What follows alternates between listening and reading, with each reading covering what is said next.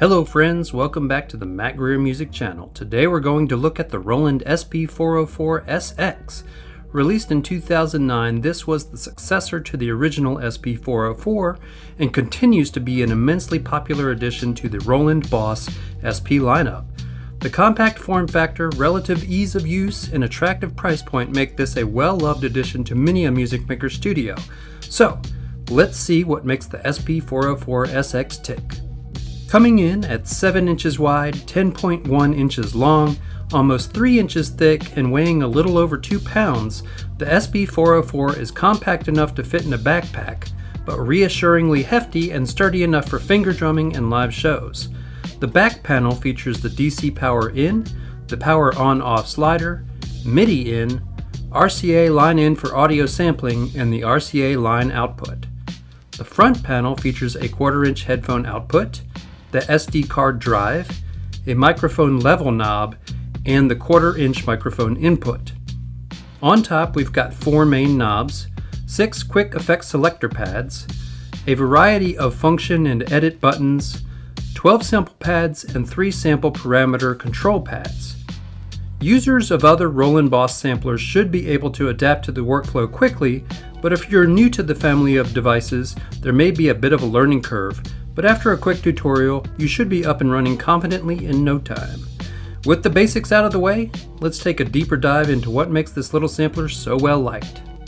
Okay friends, as always with this part of the video, I'm just going to kind of freestyle it, give you my general impressions, show you some features that I like, maybe make a little music, and just kind of talk about this sampler as a musician would talk to their friends about something cool that they got. So, before I get into what I really like about it, let me highlight a couple cons, I guess, or I kind of think of them as cons.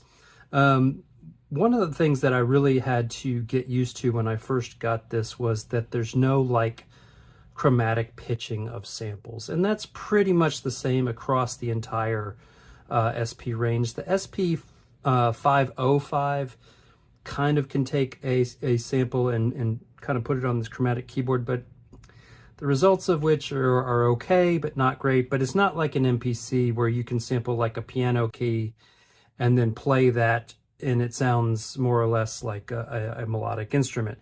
Coming to the sampler from this in particular, I really liked that part of this workflow, and subsequently I like it about my MPCs and all those kinds of things. It sort of takes the sampler and turns it into a rompler. This doesn't really do that. So initially, I was a little disappointed by that, but it forced me to get out of my comfort zone and find new ways to work with this, and it made me focus more on what kind of sounds I would sample. I got away from single note stuff and I started finding phrases and loops. Even if I made them myself, like on another synth or something, I would make more than just a single note. I would make something more musically full to work with this on, so like chords or things. If I wanted something to have chord changes and I didn't want to record the whole loop, I'd put different chords on different pads, which made me get really into the whole sound design thing and resampling, and then kind of building up my compositions like that, which forced me to explore a whole new world of music making that I wasn't doing before. And it yielded a bunch of results that I was quite happy with. In fact, I put out this album a few years ago. I'll put a link to that in the description and one of those tags over here, or maybe it's here.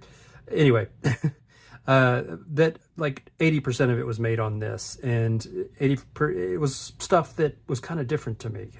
So anyway, that was kind of a con at first, but I learned to live with it. The other thing that I think just kind of stinks on this sampler is the sequencer. It's functional, it works, but I have noticed that there's a lot of slop in the clock. It's not near as tight as say like an Electron or something that has these really great sequencers. You don't notice it too much at lower tempos, but if you get into like techno or drum and bass and that kind of thing, the synchronization on the drums, you can just tell there's like looseness in it, and to me it's not pleasing to my ears. You might differ on that, but I don't really love the sequencer. But outside of that, I think the strengths of this sampler far outweigh those cons. In particular, the effects on a whole are just, there's so many of them and they have so many uses and applications. I think it's really, really great what you can do in terms of sound design. So let's hear some of those. I'm just going to put a drum loop on. I'm going to turn that down a little bit. There we go. And let's just go through some effects.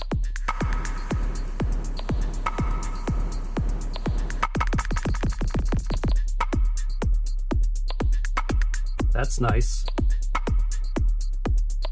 That sounds cool on drums. That's subtle, but I like that too. Is that the flanger, I think? Probably. Is that the chorus? No, that's the auto pan. It's like some dirt. Kind of a lo-fi crunch. Distortion. Phaser. Or is that the flanger? I always get those two mixed up. That's cool. That kind of introduces this repeating bass note. That's 12. All right. Go to 13. I think that's the EQ, or maybe, yeah. 14. Oh, that's cool.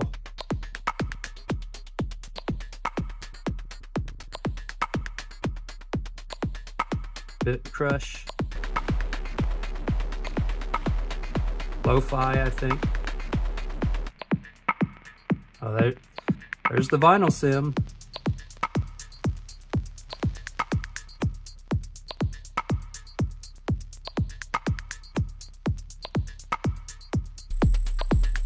Oh, wow.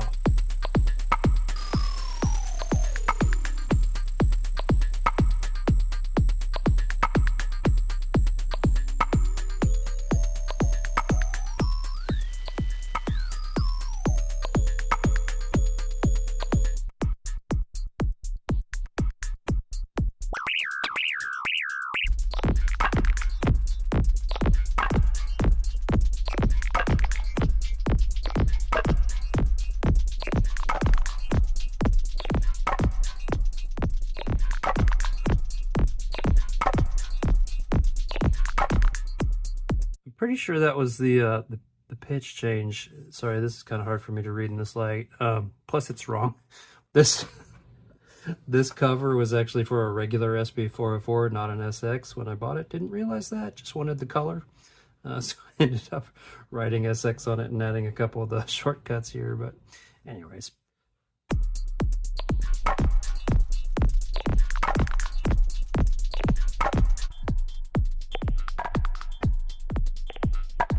Not gonna lie, that's pretty cool.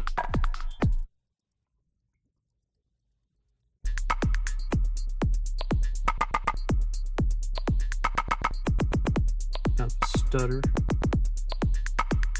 And that's it. What is it with Roland and stutter effect? I swear they are obsessed with it. All right, so anyway, the effects are really great. I think everybody kind of already knows that. And then in addition to the effects that you can apply to different samples, you've got like these quick recall effects where you can just kind of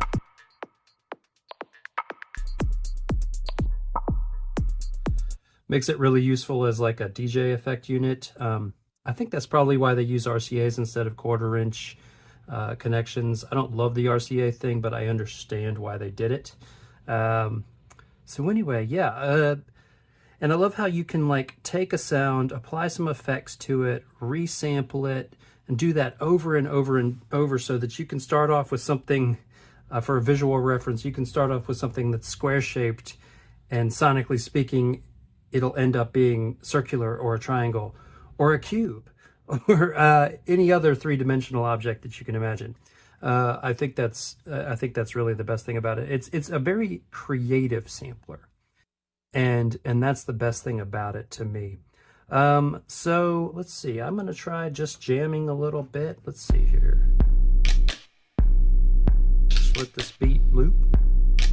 I think Got some stuff over here that I like the way it works with it.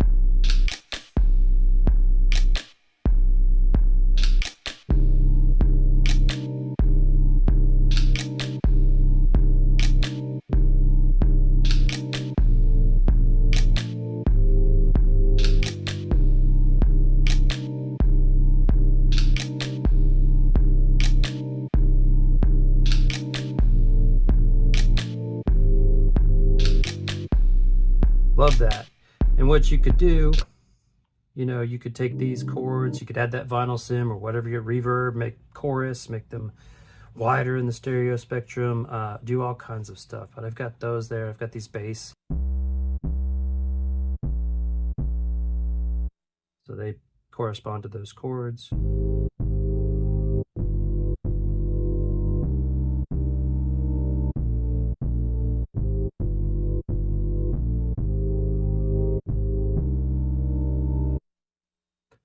So yeah, I guess that's about it for today. Few notes on this. I know it's been a long time since I made a video about one of the SP series. I always kind of knew this would be the last one I would make in the series. So for that, I'm sorry. To those of you who have enjoyed the series and been waiting a long time, I am sorry for the delay. I suppose I put it off because I kind of always knew this would be the end of it for me, unless I one day get a Mark II, which looks fantastic. It adds so many features that I would love to have on this one, but I'm really trying not to get a bunch of new gear and focus on the stuff I already have.